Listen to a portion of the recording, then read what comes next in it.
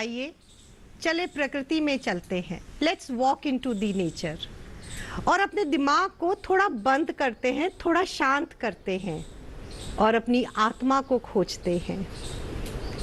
गहराई से अगर प्रकृति को देखेंगे तो हम हर चीज़ को बेहतर समझेंगे।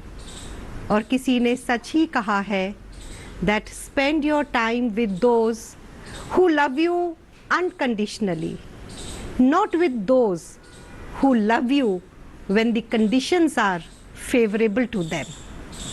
जी हाँ, इन प्यारे पेड़ पौधों, प्रकृति वृक्षों से प्यारा एक सच्चा मित्र कौन होगा। नमस्कार, मैं डॉक्टर करुणा पाल गुप्ता।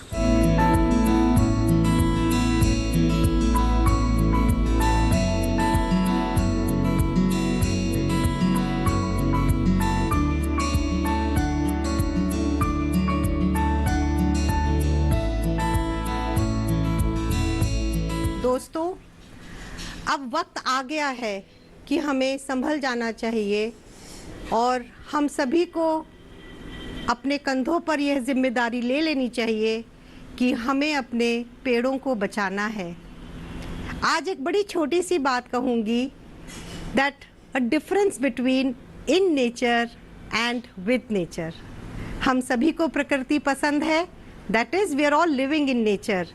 लेकिन जब मैं विद नेचर की बात करती हूँ तब मैं कहूँगी भावनात्मक तरीके से। जिस दिन हम अपने पेड़ पौधों से जुड़ेंगे उस दिन से हमारी परिभाषा बदल जाएगी और उस दिन से हमारे पेड़ पौधे भी हमको उतना ही प्यार करने लगेंगे जितना हम उनको प्यार करते हैं। और जब हम उनके साथ भावना के साथ जुड़ेंगे तो हम अपने पेड़ों को कटने से बचा पाएंगे। ओशो ने एक बहुत प्यारी बात कही है, hug your trees and when you hug them, जब आप उनको गले लगाते हैं तो वो भी आपको गले लगाते हैं। और अगर आपको ऐसी फीलिंग नहीं होती then the problem is at your end, not with the plants and with trees. Friends, मैं अपने गार्डन में लगभग रोज़ ही कुछ समय व्यतीत करती हूँ जब मैं पौधों को गले लगाती हूँ, अपने वृक्षों को गले लगाती हूँ। दोस्तों, साइंस भी कहती है कि मिनिमम अगर आप 21 सेकेंड्स तक अपने वृक्ष को गले लगाते हैं तो जो वृक्षों की पॉजिटिव एनर्जी है वो आपके अंदर आ जाती है और आपकी नेगेटिव एनर्जी ट्रांसफॉर्म हो जाती है। तो क्यों ना हम ये प्रैक्टिस रोज़ करें, जहां हम अपने पेड़ पौधों को गले लगाएं।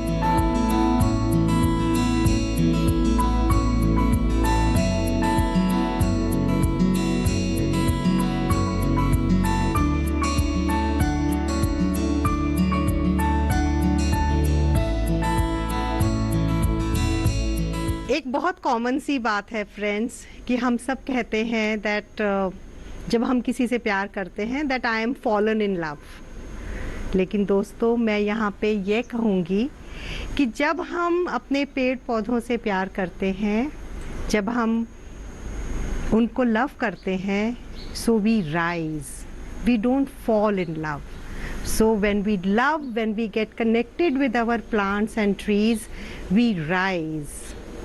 और अगर मैं कहूँ राइज तो उसका मतलब है कि हम भावनात्मक, आध्यात्मिक, शारीरिक, मानसिक, इमोशनल, इन सब तथ्यों पर हमारा उत्थान होता है। और क्यों ना हो, पेड़ पौधे ऐसे ही हैं। एक तरीके से, एक समग्र रूप से, समग्र रूप का मतलब अगर मैं कहूँ तो एक हमारी होलिस्टिक अप्रोच, हमारी टोटलिटी, हमारी पर्सनैलिटी में निखार आता है जब हम पेड़ पौधों के साथ माइंडफुली जुड़ते हैं।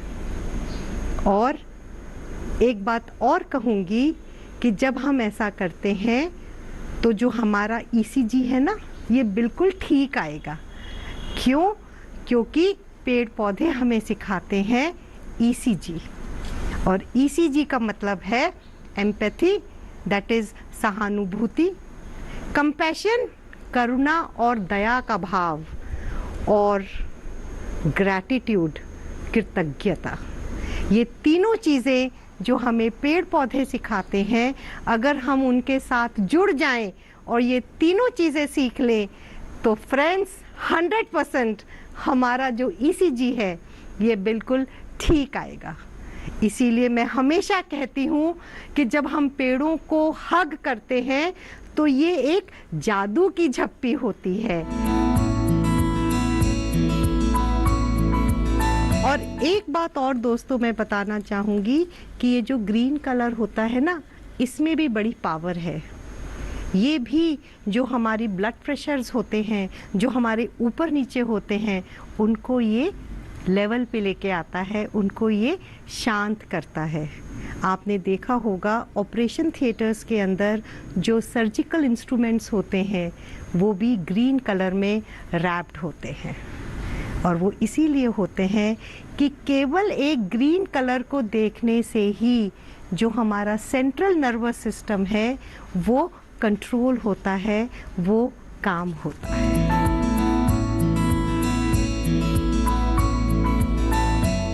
फ्रेंड्स, ये तो हुई माइंडफुलनेस की बात, एक सोलफुल कनेक्शन की बात। मैं तो अपने पेड़ पौधों से जुड़ी हुई हूँ, आप भी ज़रूर जुड़िएगा। और इसी पॉजिटिव एनर्जी के साथ चले कुछ और अच्छी बातें करते हैं अपने गार्डन को लेके, अपने पेड़ पौधों को लेकर। Friends, Deepavali is round the corner, लेकिन दीपावली और समर्स के जो गार्डन के बीच का जो टाइम है, और हमें पता है कि ये ग्लोबल वार्मिंग के चक्कर में बहुत जो क्लाइमेट है उसमें वेरिएशन आ गई है। तो अब हम क्या करें? समर फ्लावर्स ख़त्म हो गए हैं, जो हमारे एंड पे जो बेड्स हैं वो खाली हो गए हैं, जो पॉट्स हैं वे भी खाली हो गए हैं। अब ये खाली ज़मीन और पॉट्स तो बिल्कुल अच्छे नहीं लगते। और अभी स्प्रिंग सीजन में टाइम है, क्रिज़ैंथेमम्स भी कहीं लगने लगे हैं, लेकिन क्रिज़ैंथेमम्स को तो इस मौसम ने मार डाला है। हम कुछ नहीं कर सकते, लेकिन हाँ, एक क्वालिटी वर्क ज़रूर कर सकते हैं कि जो इस समय हमारे पास खाली बेड्स हैं या जो खाली पॉट्स हैं, उन पर हम जब तक हम स्प्रिंग सीजन के फ्लावर्स के साथ कुछ काम करें, तब तक ये जो बीच में 1.5-2 महीने का टाइम है, आइए चले इनमें इस मौसम के लिए कुछ हर्ब्स लगा देते हैं, ऑर्गेनिक हर्ब्स जो हमारी किचन में बहुत हेल्प करेंगे। जैसे पालक डाल देते हैं, मेथी के बीज हो गए, धनिया, पुदीना। मैं तो भाई ऐसे ही करती हूँ कि ये जो बीच में 1.5-2 महीने का टाइम होता है, जब मेरे बेड्स खाली होते हैं, मेरे पॉट्स खाली होते हैं, तो मैं हर्ब्स डाल दिया करती हूँ। 2 महीने खूब ऑर्गेनिक हर्ब्स मेरी किचन में आते हैं, और फिर उसके बाद मैं लगती हूँ अपने स्प्रिंग गार्डन को बनाने में। तो आइए चले थोड़ा सा एक डिमॉन्स्ट्रेशन करके मैं देखती हूँ, आपको दिखाती हूँ कि कैसे हम ये हर्ब्स डाल दें अपनी खाली जगह पे, और 2 महीने अपने हर्ब्स को एंजॉय करें।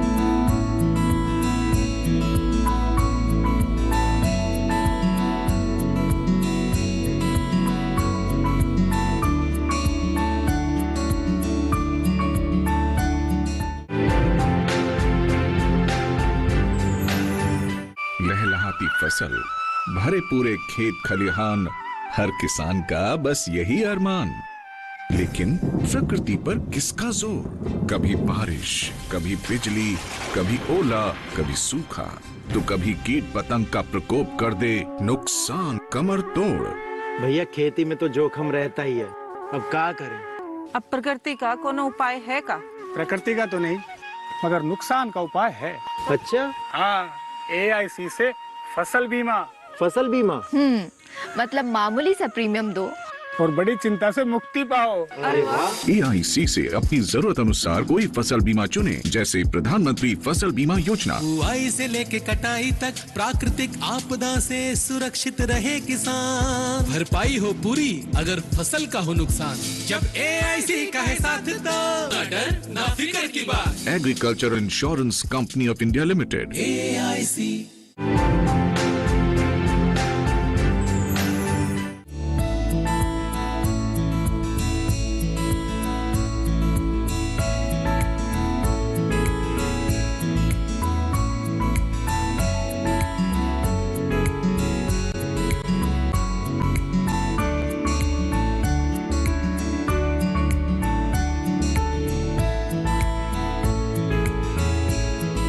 फ्रेंड्स, मेरा जो गार्डन है ये साउथ फेसिंग गार्डन है, और क्योंकि मुझे फूलों का भी बहुत शौक है तो मैं समर सीज़न में समर गार्डन बनाती हूँ। जैसे कि आप देख सकते हैं कि मेरे आगे भी बेड है और मेरे पीछे भी बेड्स हैं। समर गार्डन के बाद मैं फिर तैयारी करती हूँ क्रिसैंथेमम्स की, जो मैं पॉट्स में लगाती हूँ, और अक्टूबर एंड से तैयारी करती हूँ मैं स्प्रिंग गार्डन की। मेरा जो गार्डन है, ईश्वर की कृपा से ये एक मिनी मुगल गार्डन कहा जाता है मेरी लोकेलिटी में। अब क्योंकि चैलेंज है, क्योंकि आप देख सकते हैं कि बेड्स खाली हैं, तो दीपावली भी इस बार जल्दी आ रही है, तो अब ये खाली बेड्स तो नहीं अच्छे लगेंगे। तो मैंने सोचा क्यों ना मैं हर्बल गार्डन बना देती हूँ, छोटे छोटे हर्ब्स लगा देती हूँ, जैसे पालक, धनिया, पुदीना, मेथी। जब तक अक्टूबर एंड आएगा तब तक हमारे जो ये हर्ब्स हैं ये तैयार हो जाएंगे और इनका हम सेवन खूब करेंगे अपनी किचन में, और फिर उसके बाद मैं तैयारी करूँगी स्प्रिंग गार्डन बनाने में। तो चलिए मैं अब आपको दिखाती हूँ कि ये जो मेरी खाली बेड्स हैं, अब क्योंकि मिट्टी जो है वो बिल्कुल जमी हुई मिट्टी है, तो पहले मैं उसको थोड़ा सा खुदाई कर देती हूँ। खुदाई करने के बाद, हम खुदाई इसलिए करते हैं कि मिट्टी को जब हम लूज करते हैं तो जो नीचे की मिट्टी है वो थोड़ी ऊपर आ जाती है, और इस तरीके से जो मिट्टी के अंदर, सॉइल के अंदर अपना एक माइक्रो एनवायरनमेंट होता है, जो उसके अंदर माइक्रो ऑर्गेनिजम्स होते हैं और जो माइक्रो न्यूट्रिएंट्स होते हैं वो थोड़ा ऊपर नीचे हो जाते हैं, और जिस वजह से जो हमारी क्रॉप है, जो हमारे हर्ब्स जो अब मैं यहाँ पे लगाऊंगी, वो ठीक तरीके से लग सकते हैं। अब जब मैंने मिट्टी गुड़ाई कर ली तो बस फिर अब हम लगाएंगे अपनी हर्ब्स, और यहाँ पे एक छोटी सी क्रिएटिविटी है, और वो जो क्रिएटिविटी है एक आउट ऑफ द बॉक्स सोच है, और वो सोच है कि चले एक हर्बल लैंडस्केप करते हैं। हर्बल लैंडस्केप सुनने में बहुत आपको अचंभित कर रही होगी, लेकिन जी हाँ दोस्तों, कुछ डिफरेंट करते हैं और कुछ अलग करते हैं। ये मैंने एक ग्रिड पैटर्न बनाया है यहाँ पर, इसको हम बड़े स्केल पे भी बना सकते हैं। मैंने स्क्वायर लिया है, आप इसको सर्कुलर भी लीजिए या आप इसको वेवी भी बनाइए। मैंने वाइट स्टोन्स के साथ किया है, आप इसको टेराकोटा की टाइल्स के साथ भी कर सकते हैं। ये मैंने तो इसको ग्रिड बनाया है, लेकिन आप इसको वेव फॉर्म में भी एरिया को सेगमेंट में बना सकते हैं। ये मेरा ग्रिड पैटर्न ऑलमोस्ट तैयार है, और अब मैं इसमें हल्की सी गुड़ाई कर देती हूँ, और गुड़ाई करने के बाद अब मैं डालूँगी इसके अंदर जो भी मेरे को हर्बल बीज डालने हैं।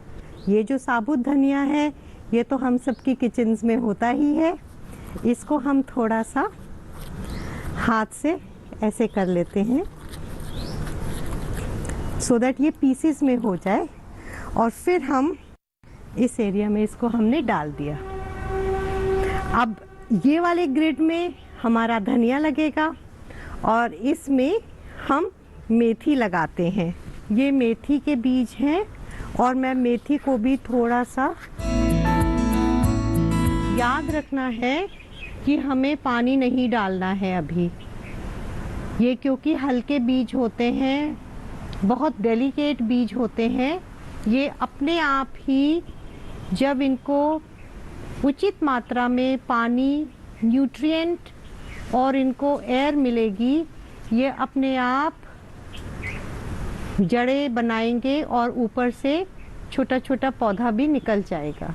तो ये मैंने धनिया डाल दिया और यहाँ पे मैंने मेथी डाल दी। नाउ क्योंकि हम ये एक आउट ऑफ द बॉक्स सोच के साथ काम कर रहे हैं, एक हम हर्बल लैंडस्केप बना रहे हैं, तो चलिए थोड़ा सा सजावट कर लेते हैं, जिससे कि हर्ब्स भी हो जाएंगी और दीपावली की तैयारी भी हो जाएगी खाली ज़मीन पे, ठीक है ना। तो मेरे पास है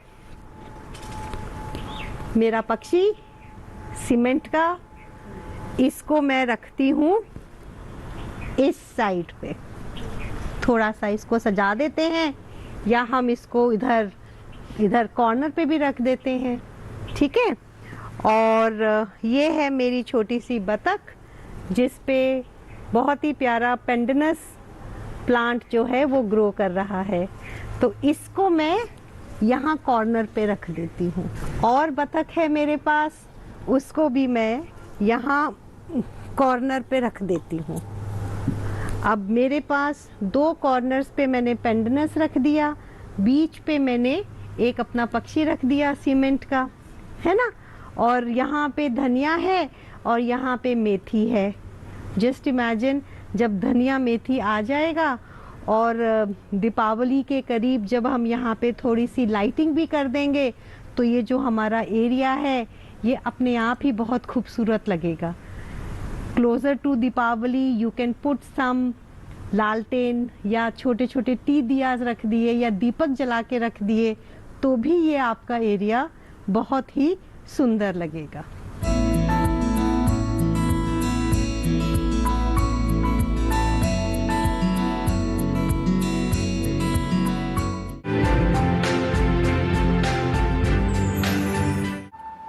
पेमेंट फेल, लेकिन पैसे तो कट गए, गई मेरी मेहनत की कमाई।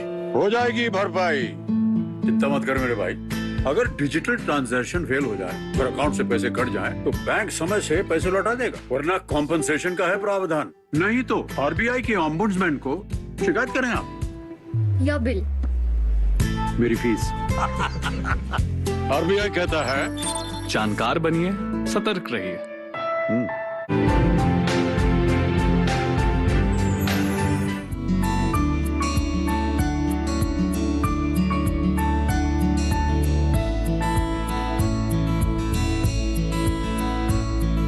चलिए अब बनाते हैं एक सुंदर सा लैंडस्केप जिसको हम हिंदी में कहते हैं भूदृश्य या प्राकृतिक छटा धरती के ऊपर।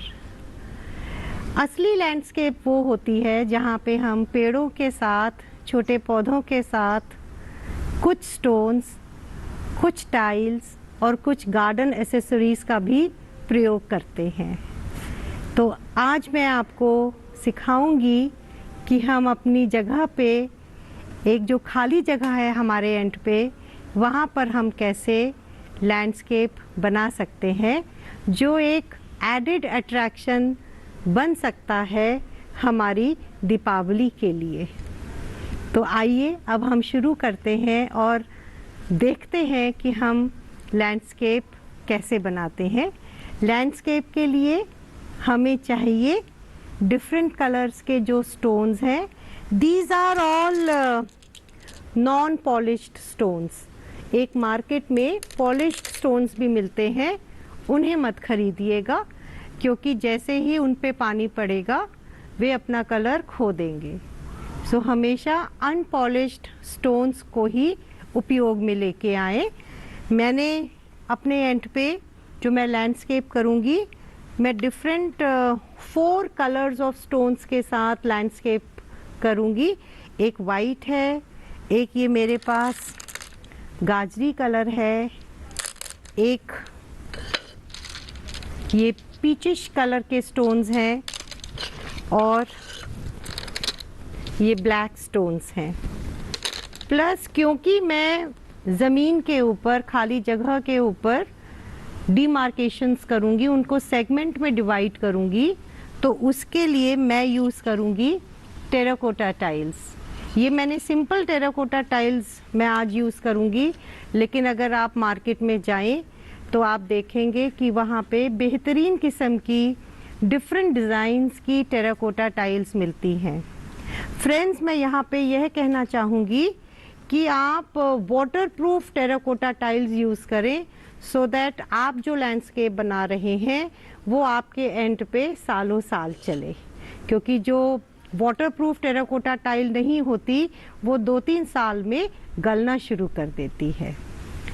अब क्योंकि हम लैंडस्केप बना रहे हैं, लैंडस्केप में 2 चीज़ों का ध्यान रखना है कि लैंडस्केप में हम कम प्लांट्स लगाते हैं, जो कि हम पॉटेड प्लांट्स लगाते हैं, या हम डायरेक्ट ज़मीन पर भी लगा सकते हैं, लेकिन जो हमारे नंबर ऑफ प्लांट्स होते हैं वो कम होते हैं लैंडस्केप पे। ज़्यादा वर्क जो होता है वो स्टोन्स का होता है और दूसरे तरह की गार्डन एसेसरीज का होता है, टाइल्स का होता है। हम यहाँ पर पिकेट फेंसिंग जो प्लास्टिक की होती है या दूसरे किस्म के जो रेजिन एनिमल्स एंड बर्ड्स भी होते हैं, उनको भी हम उपयोग में ला सकते हैं। तो चलिए शुरू करते हैं और सीखते हैं कि खाली जगह पर हम पत्थरों के साथ और पौधों के साथ कैसे लैंडस्केप करें। सबसे पहले खुरपी लेकर एक छोटी सी झिर्री बना लेते हैं, जिसके अंदर हम अपनी टाइल को फिक्स करेंगे।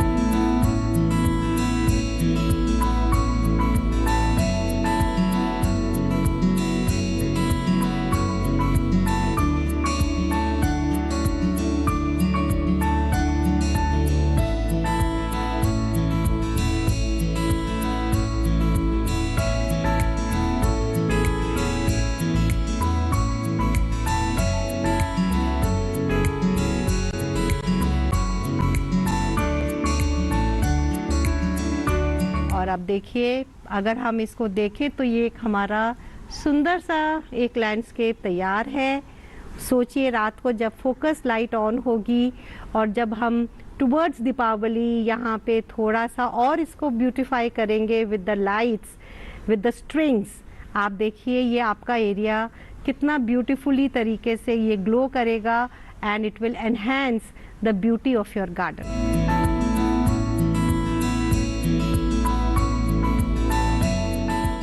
ये एक मेरा सुंदर सा पेड़ है, ये मेरा पक्षी है और ये मेरी लैंडस्केप है।